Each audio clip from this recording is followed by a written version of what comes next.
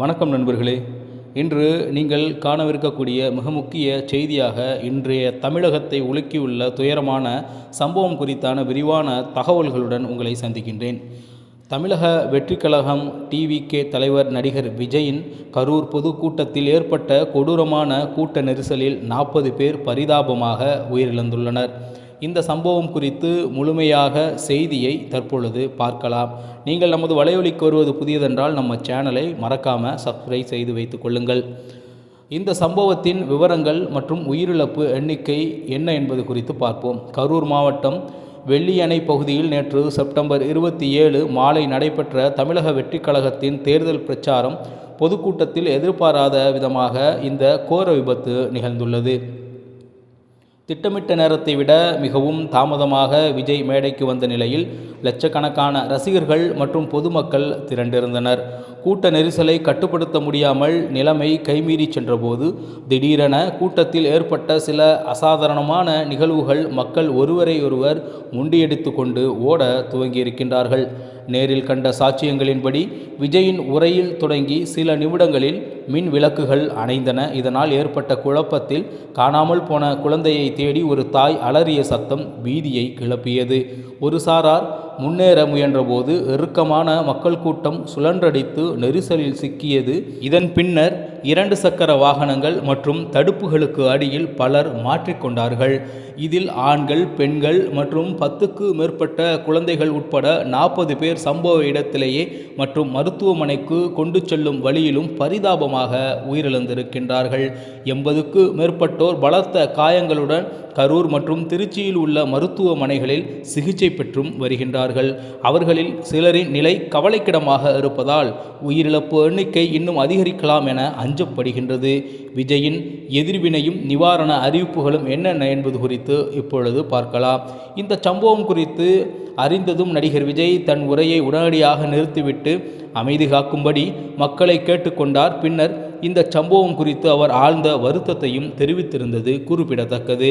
சமூக வலைதளங்களில் அவர் வெளியிட்ட பதிவில், என் இதயம் நொறுங்கிவிட்டது, விவரிக்க முடியாத வேதனையிலும் துயரிலும் நான் துடிக்கிறேன் என்று உருக்கமாக குறிப்பிட்டிருந்தார். உயிரிழந்தவர்களின் குடும்பங்களுக்கு தனது தமிழக வெற்றிக் கழகத்தின் சார்பில் தலா 20 லட்ச நிதியுதவியும் காயமடைந்தவர்களுக்கு தலா 2 லட்ச நிதியுதவியும் வழங்கப்படும் என விஜய் அவர்கள் அறிவித்துள்ளார். மேலும் விஜயின் அரசியல் பயணத்தில் இது ஒரு மாபெரும் துயர நிகழ்வாகவே அமைந்துள்ளது.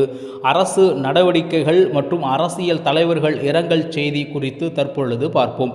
விபத்து நடந்தவுடன் தமிழக முதலமைச்சர் மு.க. ஸ்டாலின் அவர்கள் உடனடியாக மருத்துவமனைக்கு அந்த கரூரில் இருக்கும் கட்சி தலைமைகளுக்கு உத்தரவு வழங்கி அவர்கள் சென்று நேரில் நலன் விசாரித்து மேலும் மக்களை அங்கே இருக்கக்கூடிய மருத்துவமனையில் சேர்த்தார்கள் என்பது குறிப்பிடத்தக்கது.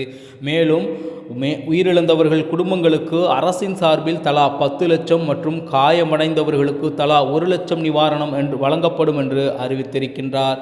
இந்த சம்பவம் குறித்து முழுமையாக விசாரிக்க ஓய்வு பெற்ற உயர்நீதிமன்ற நீதிபதி அருணா ஜெகதீசன் தலைமையில் ஒரு நபர் விசாரணை கமிஷன் அமைக்கப்படும் என்று முதல்வர் ஸ்டாலின் உத்தரவிட்டுள்ளார். முதல்வர் ஸ்டாலின் அவர்கள் இச்சம்பவம் குறித்து மிக வருத்தமும் தெரிவித்திருப்பது குறிப்பிடத்தக்கது.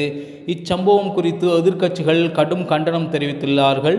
அதிமுக பொதுச் செயலாளர் எடப்பாடி பழனிசாமி அவர்கள் மின்வெட்டு மற்றும் பாதுகாப்பு குறைபாடுகளை குற்றம் சாட்டினார். மத்திய உள்துறை அமைச்சர் அமித்ஷா, பிரதமர் நரேந்திர மோடி மற்றும் தமிழக ஆளுநர் RN ரவி ஆகியோர் தங்களது ஆழ்ந்த இரங்கலை தெரிவித்திருக்கின்றார்கள் என்பது குறிப்பிடத்தக்கது. இவ்வளவு பெரிய கூட்டத்தை கூட்டிய போது போதுமான பாதுகாப்பு ஏற்பாடுகள் ஏன் செய்யப்படவில்லை என்ற கேள்வி தற்பொழுது எழுந்திருக்கின்றது. கூட்டத்தின் ஏற்பாட்டாளர்கள் மீது காவல்துறை நடவடிக்கை என்ன என்பது குறித்தான கேள்வியும் எழுந்திருக்கின்றது. கரூர் அரசு மருத்துவமனையில் துயரமான காட்சிகள் காணப்படுகின்றன. தங்கள் உறவுகளை தேடி மக்கள் அலைமோதும் காட்சிகள் கண்ணீரை வரவழைக்கின்றது. நெரிசலில் சிக்கி உயிரிழந்தவர்களின் உடல்களை கண்டு பெற்றோரும் உறவினர்களும் கதறி அழுவது காண்போர்கள் நெஞ்சை உலுக்கியது. தனது 7 வயது மகனை இழந்து தவிக்கும் தந்தையின் ஓலமும், இறந்த மகனை பிரிய மனமில்லாமல் இருக்கும் தாயின் கதறலும் அந்த இடத்தை சோகத்தில் ஆழ்த்தியுள்ளது. உயிரிழந்தவர்களின் பல இளம் பெண்களும் குழந்தைகளும் இருப்பது இந்த துயரத்தின் தீவிரத்தை காட்டுகின்றது. ஒரு புதிய அரசியல் தொடக்கத்தின் மத்தியில் எதிர்பாராத இந்த துயரச் சம்பவம் தமிழக மக்கள் மத்தியில் பெரும் அதிர்வலைகளை ஏற்படுத்தியுள்ளது என்றுதான் கூற வேண்டும். இந்த விபத்து ஒரு அலட்சியமா அல்லது திட்டமிட்ட சதியா? இந்த கேள்விகளுக்கு விசாரணை கமிஷன் அறிக்கையை பதிலளிக்கும் என்பது நாம் எதிர்பார்க்கின்றோம். விசாரணை மற்றும் நிவாரணப் பணிகள் குறித்து அடுத்தடுத்து வரும் தகவலுடன் உங்களை மீண்டும் சந்திக்கின்றேன்.